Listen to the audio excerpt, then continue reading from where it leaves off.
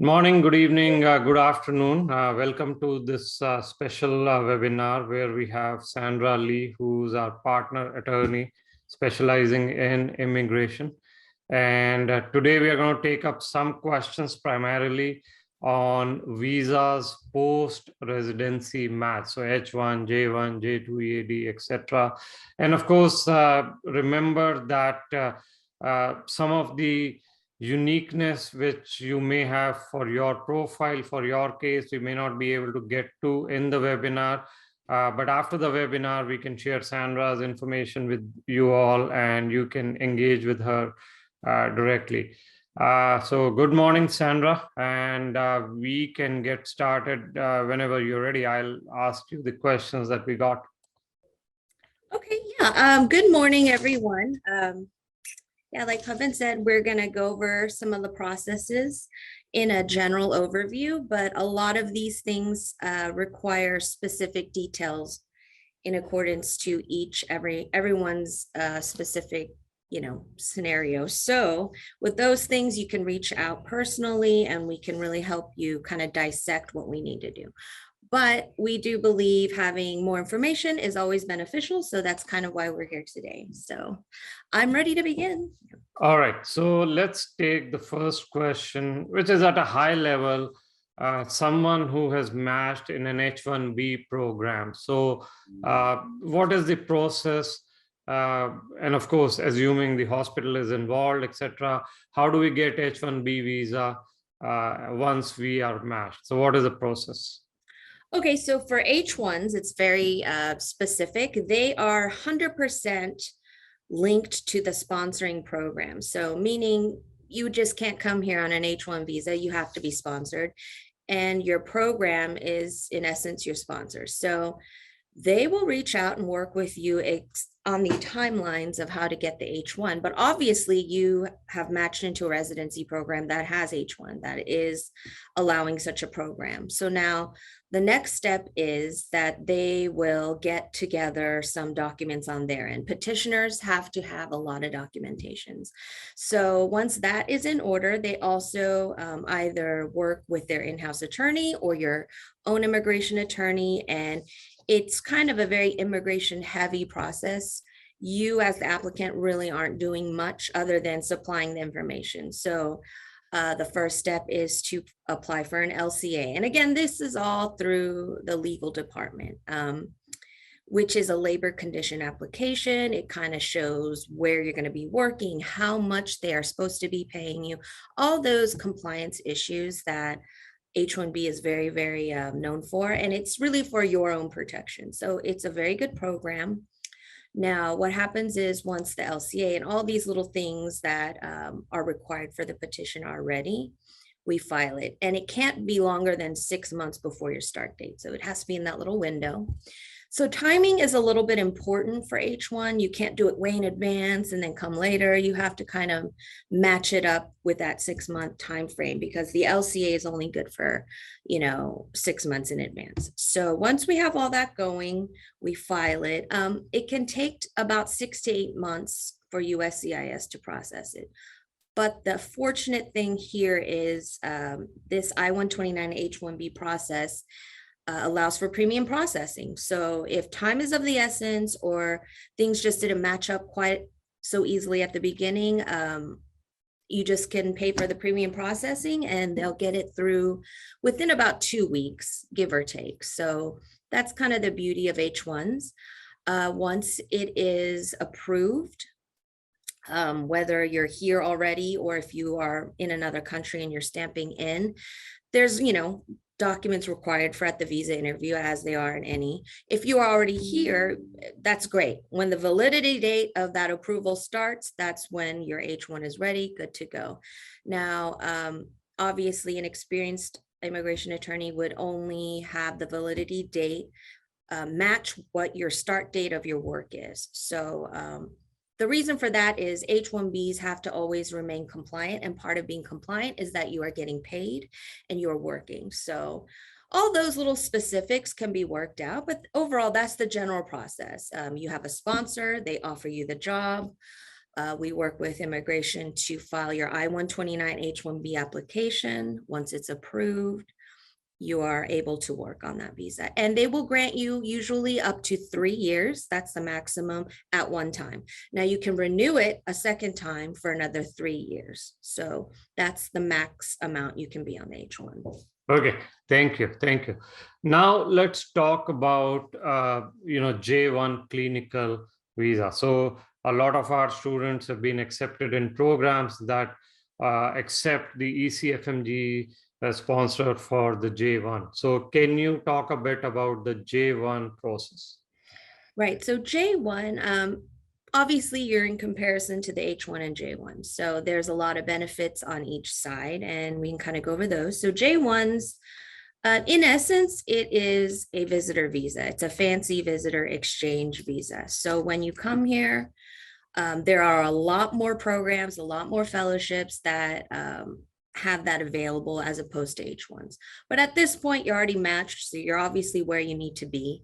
So with the H1s, what they do is it's like F1s, where the school takes over the program, has a liaison, or they have a foreign representative of the school that handles this. Now they have their internal legal process. They will reach out to you. They will tell you all the paperwork that you need to get ready. At the same time, they're filing things on their end.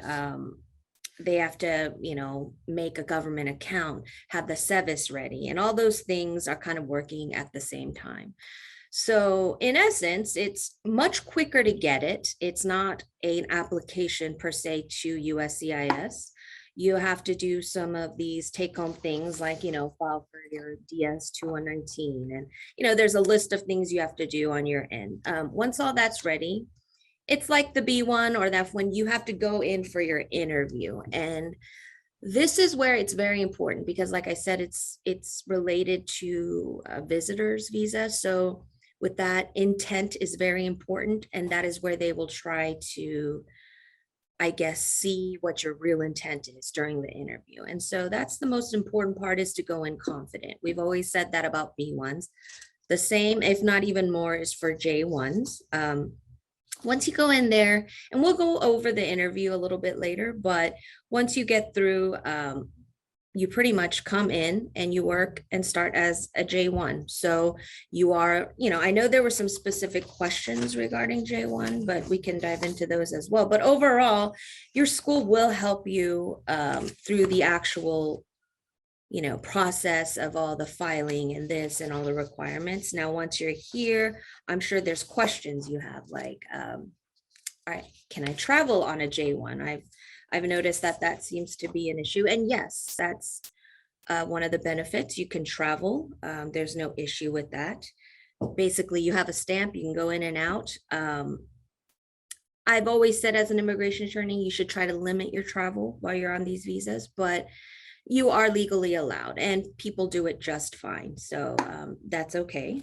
I know there were questions regarding J1 research to J1 clinical. Right. That was the next question. Many of our students, are already in the US working for a university in a research position. So they already are on a J1 research visa. So transfer of research, J1 research to J1 clinical. What are some of the things they have to keep in mind?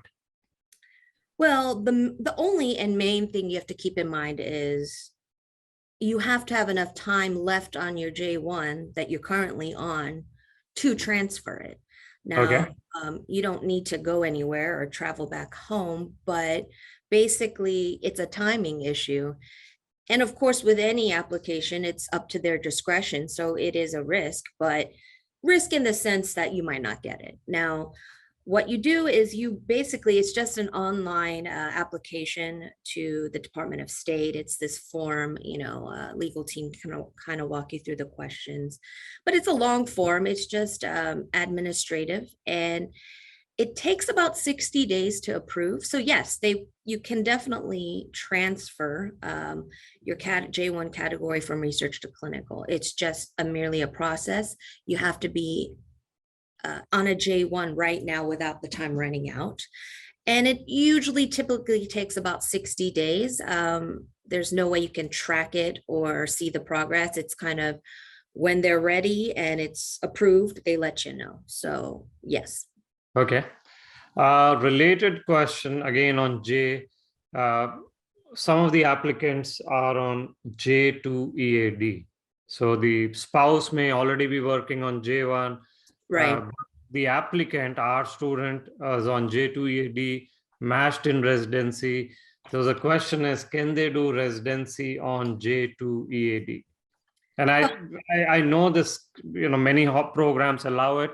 What are the legal kind of quirks in a J2 EAD?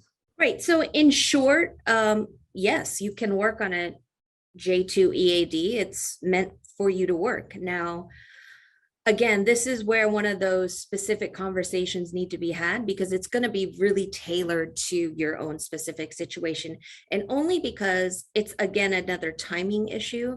So J2s are linked specifically to the J1. Now, each J1 has its limit of time frame and what they give you or what they initially approve. And then the J2 is connected to that. Now, depending on when you start the J2 program, do you have enough time left for her to finish the J2? That sort of timing is crucial, because it might work. Let's say the J1 has only 1 year left, but is applying for a fellowship. So we'll be extending the J1. Then the J2 might be a plan. It would get them through the initial residency. So it's one of those that you really have to talk with an immigration attorney and really nail down the timeline. But also at the same time, there's other little logistics that you have to discuss. J2 and J1, they have a limit of how much you can make. And it's kind of one of those household sponsorship monetary things. So again, that's one of those specific things where you can discuss with your attorney. But in short, yes, you can work on a J2 EAD. So similar question on H4 EAD. Many applicants are on H4 EAD, and programs do allow residency on H4 EAD. What are some of the things these applicants have to watch out for? Well, there's two things then that you have brought up is, let's say the main applicant, husband or wife, is on H1 and their wife is on H4. Typically in that scenario, they're not going to have an H4 EAD. H4 EADs are only issued for H1B holders that have an approved I-140. So it's not like J1s, so J1s give you the J2 EAD, you have to apply for it. Now H4 has no such application unless, like I said, you're further along in the green card. Typically in this residency process, you probably aren't there. Now, let's say they're on an H1B at a tech company, and you do have an I-140 approved. Yes, the H4 allows you to work as long as, and again, it's a connection issue where you're connected to the H1. So, you'd have to have a little bit more of a discussion, but you are allowed to work at H4 EADs. There is no restriction on that. As long as the sponsoring program allows such a thing, then you're in good shape. Okay. Next question. F1 to H1B. So some of our applicants are students in a master's program like an MPH. So they are on F1. Now they get into residency. So what are the issues in terms of changing from F1 to H1B? Well, the beauty of F1 and H1, they are just brother and sister, applications basically, because a lot of people do come here to study. And there's even programs for OPTs, CPTs, and those are practical learning. And so basically you're allowed to work, and you're supposed to apply what you've learned on your F1 and your studies. So basically H1 is built to be able to transition from F1 smoothly. There's even something called a cap gap. So it's all built in there. And what you do is, obviously you would know toward the end of your studies, and I guess that would mean you were studying here. Maybe you're doing masters in between the residency, for what reason. But now you have this, I guess, when you're graduating. So you're going to be applying for the H1 that year. And so They allow a little bit of leniency. There's 60 days of grace period here and there connected to it, depending on when your status ends as an F1. Most H1s are cap exempt in this medical residency, stratosphere. So they are not subject to once a year cap filings. So basically, if you have a sponsoring company that's willing to do your H1, that's all you need. Once they have that information, they're going to get the paperwork going with the attorney. And like I said earlier, have the LCA filed, have all these things ready, and probably opt for premium processing just so you don't flap in the wind for 6 to 8 months. So that would probably be recommended by any attorney. And once you get that, you're ready to work. You don't have to leave, you're here. Now, people have asked about stamping, and that's a different issue.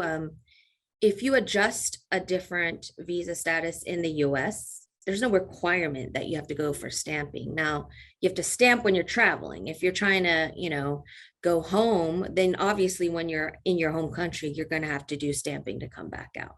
But other than that, there's no requirement to go home to stamp at this point. Okay, so before we get into some interview specific questions that I know you want to highlight, I want to pick one question. And again, these are very specific questions, so many of these applicants may just have to get in touch with you. But let's say an IT professional has their own I-140, right? Okay. But that IT professional is a spouse of our student who's an applicant. Our applicant gets a J1. So now the IT professional wants to get on to J2. Is that going to be a red flag because he already has an I-140, the primary IT Yes, professional? that would not be recommended at all in any scenario. And I can't imagine a scenario where that would be recommended. But no, they have the I-140 going. Unless for some, reason that they cannot continue employment under the H1 or whatever they're doing, I would recommend probably a different category, but a J2, again, is considered not a dual intent visa. So it's going to cause you some heartache later down the road for your green card.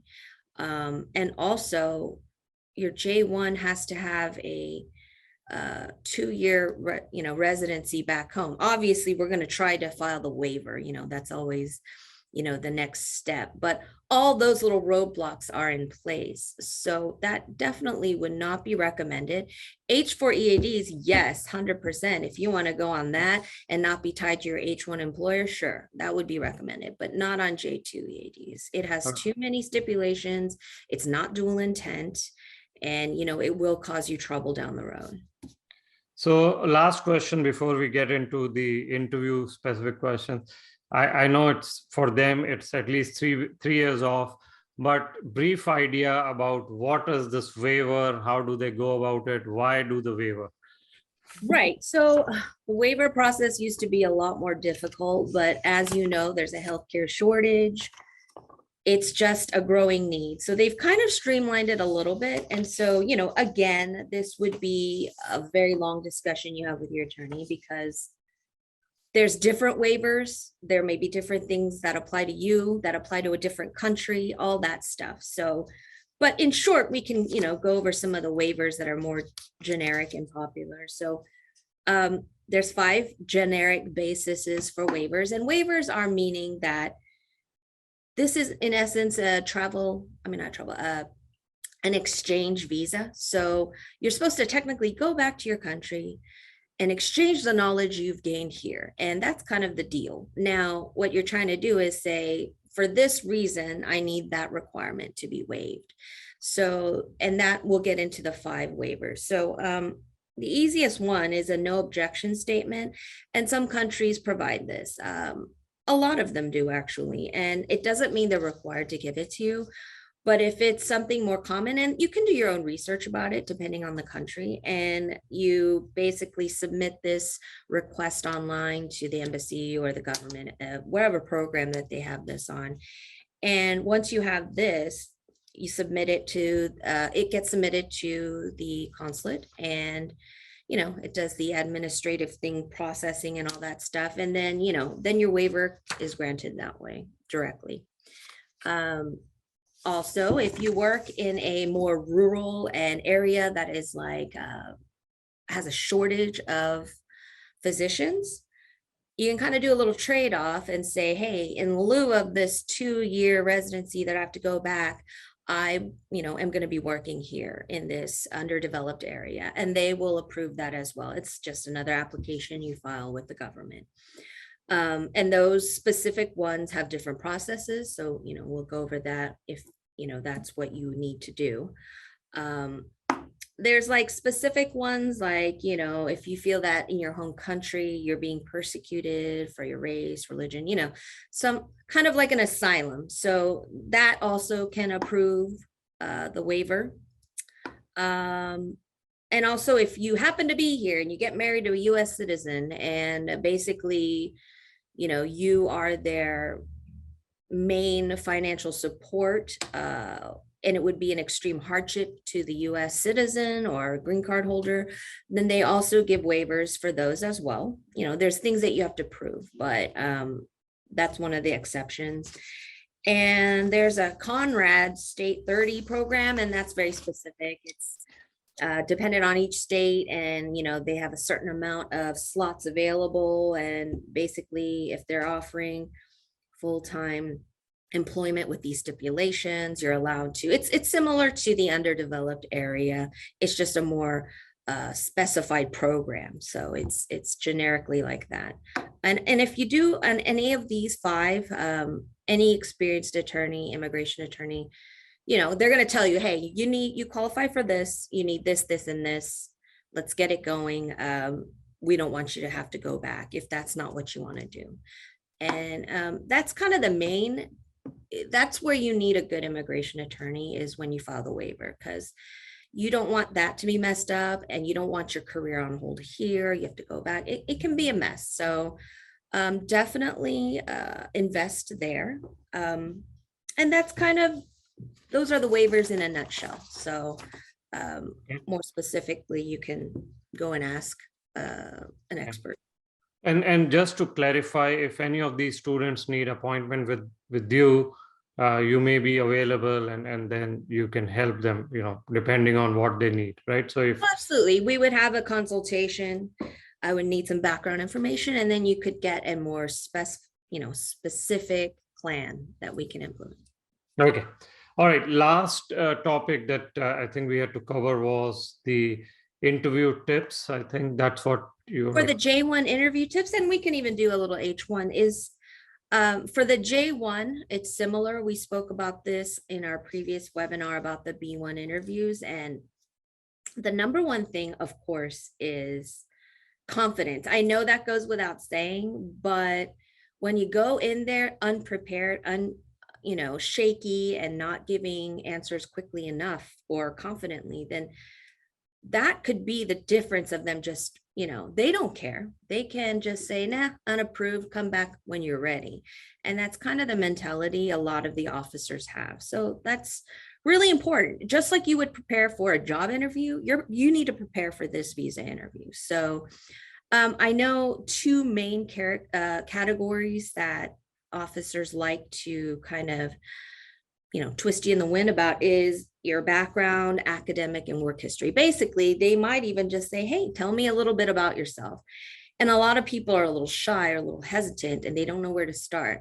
This is where a good preparation of a formal response is very important. I am studying, and this has been my lifelong goal. This is what I've done to prepare for it. This is my brand. They want to hear what school you went to. They probably will ask you, where did you graduate? What was your course of study? What year did you graduate?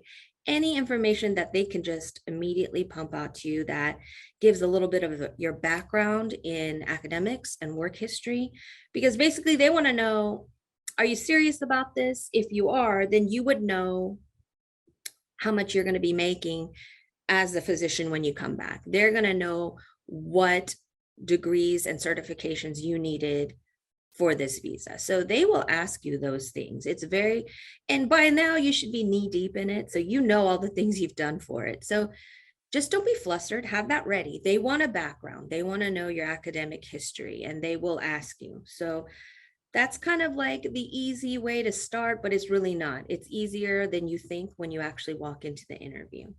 Now, the most important part of the interview is your intent in the US. Because like I said, this is an exchange visa. You're supposed to be technically coming back. It's temporary in nature. So they want you to prove that it's temporary. So they're going to ask you certain things, and you can't lie. They will check, because that would be much worse for you. So they might ask you, do you have relatives there? You know, they're trying to see, do you have some ties to the US that might keep you there? You can't lie about it. So just be very brief in your answers. Yes, I have an aunt, or, you know, whatever you have. But they're thrown in there to kind of throw you off, kind of get you a little flustered, so to speak. So just know that it's coming, and just answer clearly, quickly, and properly. And that's it. So some of the main questions that they like to ask are, why did you apply for this specific program? And that's only something you can explain, but explain very well and very convincing to this person that's asking you. Act like they don't know anything about the program, because they don't.